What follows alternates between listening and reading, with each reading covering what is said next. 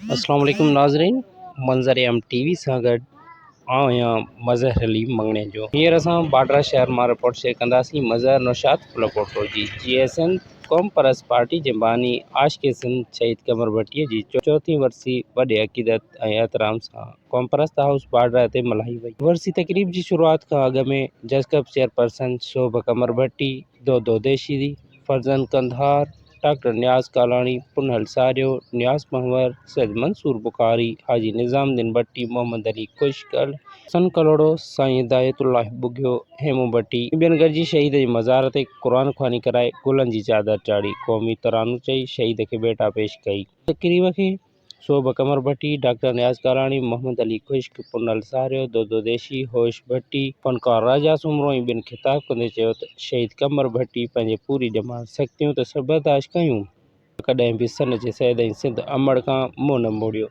असीं खेसि उन बेलोस मोहबत ऐं खिराज जी तहसीन पेश कयूं था। हुननि चयो त अॼु असीं उन जे वरसी वारे मौक़े ते उहो वचन था वठायूं त शहीद कमर भट्टीअ जे छॾियल मशीन खे हर हाल में पूरो कंदासीं।